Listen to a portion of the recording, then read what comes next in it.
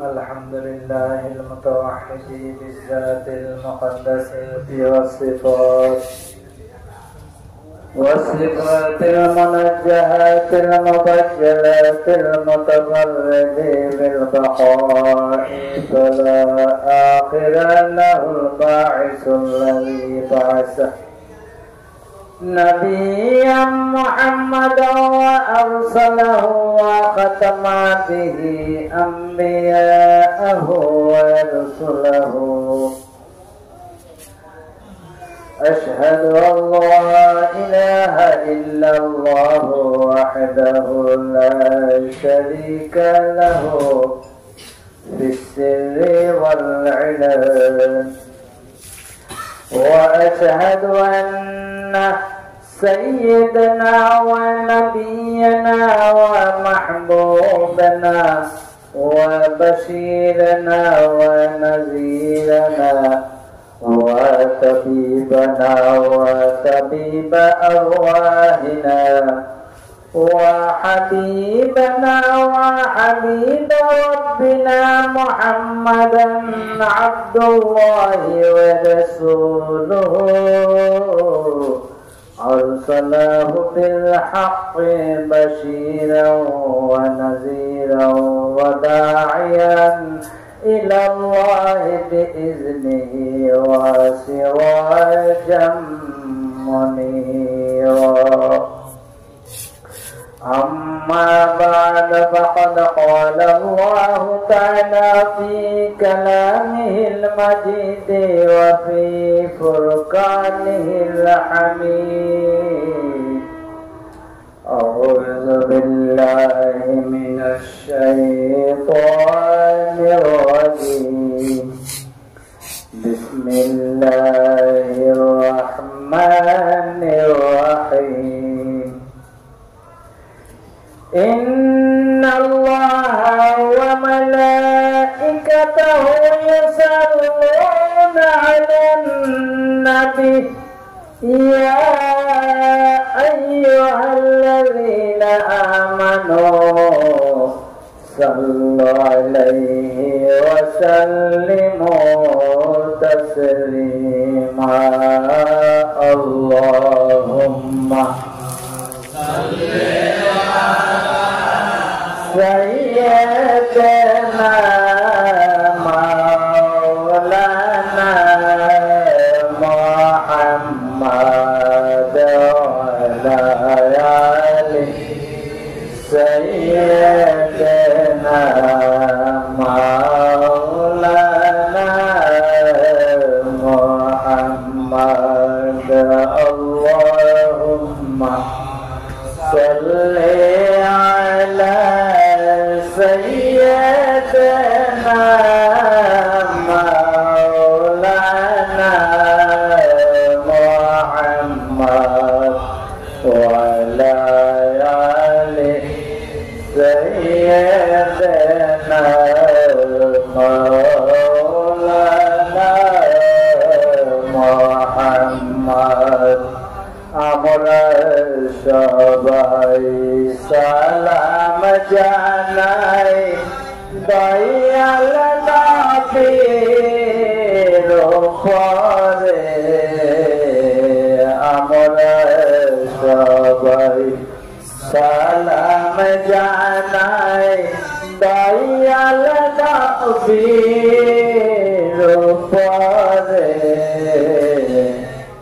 দয়া করে শাফায়েত করবেন রোজ হাশরের ময়দানে আল্লাহুম্মা সাল্লি আলা সাইয়্যিদিনা মাওলানা মুহাম্মদ سيدنا مولانا محمد اللهم صل على سيدنا مولانا محمد وعلى آله سيدنا مولانا محمد। উপস্থিত আশিকে রাসূল, তরিকতপন্থী, বিভিন্ন স্থান থেকে আগত মেহমানবৃন্দ, আসসালামু আলাইকুম ওয়া রাহমাতুল্লাহ। আমরা আজ প্রতিবারের মতো 11 শরীফের মাহফিলে উপস্থিত হতে পেরে ধন্য। আমাদের এই 11 শরীফের বৈশিষ্ট্য সকলে অবগত। এখানে মহান আল্লাহ পাকের কালাম শরীফের খতম আদায় হয়ে থাকে এবং কালেমা তৈয়বার খতম আদায় হয়ে থাকে। যে খতমে আজকে কালেমা তৈয়ব পড়া হয়েছে 2,31,00,000 বার, যা বিভিন্ন স্থান থেকে এসেছে। আর কোরআন খতম এসেছে মোট 6 খতম। আল্লাহ পাক যেন আমাদের উপর সন্তুষ্টি এবং রাজি থাকে, আমরা এই আশা করে মহান আল্লাহ পাকের দরবারে এই ফরিয়াদ আমাদের রইল। যাই হোক, জনৈক এক ব্যক্তি একটি কুৎসিত দৃশ্য দেখে ওই দৃশ্যকে বলে, হে কুৎসিত দৃশ্য, তুমি কে? সে বলল, আমি তোমার অন্যায় ও পাপাচার। তখন ওই ব্যক্তি বলে, আমি তোমার থেকে কিভাবে মুক্তি পেতে পারি? তখন কুৎসিত দৃশ্য বলে, আমার পক্ষ থেকে যদি তুমি মুক্তি পেতে চাও তবে নবী মুহাম্মদের উপর দুরূদ পাঠ করো। সুবহানাল্লাহ। তাই হাদিস শরীফে হুজুর পাক সাল্লাল্লাহু আলাইহি ওয়াসাল্লাম ইরশাদ করেন, আসসালাতু আলাইয়া নূরুন আলা সিরাত ওয়া মান সাল্লা ইয়াওমাল জামাআতি সামানিনা মাররাতান গাফারাল্লাহু লাহু যুনুবা সামানিনা আমান। তোমরা আমার পর দুরূদ পাঠ করো, এটা তোমাদের জন্য পুলসিরাতের অন্ধকারে নূর বা আলোর জ্যোতির কাজ করবে। আর যে ব্যক্তি প্রতি জুমার দিন অর্থাৎ শুক্রবার দিন আমার পর 80 বার দুরূদ পাঠ করবে, মহান আল্লাহ পাক তার 80 বছরের গুনাহ ক্ষমা করে দিবেন। সুবহানাল্লাহ। আমার মহান আল্লাহ পাক পবিত্র কোরআনে ইরশাদ করেন, কুল ইন কুনতুম তুহিব্বুনাল্লাহ ফাত্তাবিউনি। ওগো আমার মায়ার নবী, আপনি বলে দিন, যদি তোমরা আল্লাহকে ভালোবাসো তবে আমার অনুসরণ করো। অতএব আমি তোমাদের জন্য আল্লাহর পক্ষ হতে যে বিধিবিধান নিয়ে এসেছি, যদি তোমরা আমার অনুসরণ করো, এটা তোমাদের জীবনে বাস্তবায়িত করো।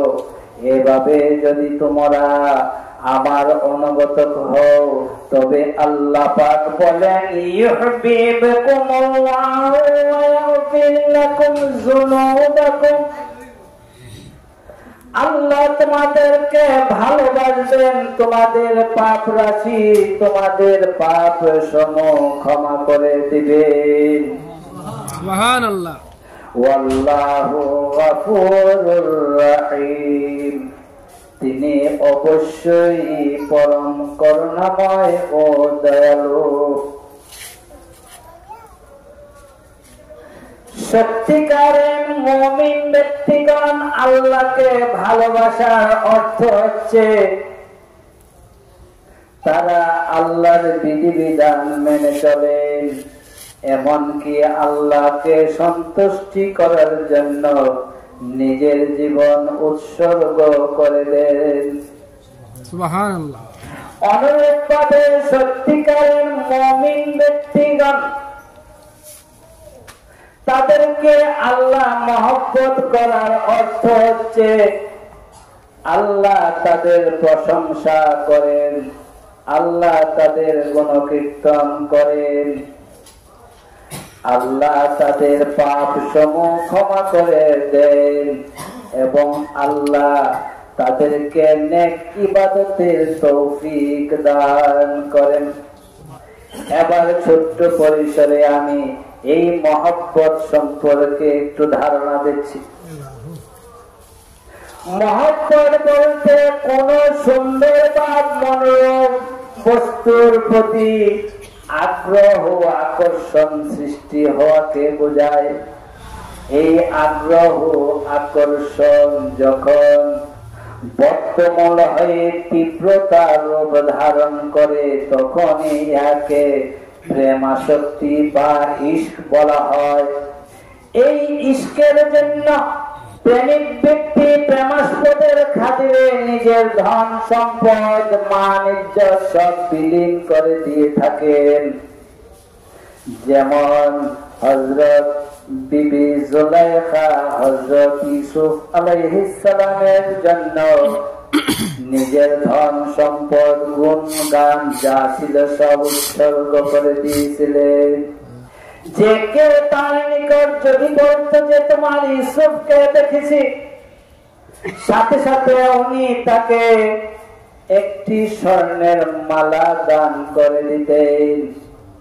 সুবহানাল্লাহ। ইহা ছিল ইউসুফের প্রতি তার প্রেম আসক্তি ইশক যাকে বলা হয়। তাই যেদিকে হযরত জুলেখা তাকাতেন সেদিকে শুধু হযরত ইউসুফকেই দেখতে পেতেন। হযরত জুলেখা ইসলামের দীক্ষা গ্রহণ করেন এবং ঈমানের নূর তার দিলে উদয় হয়।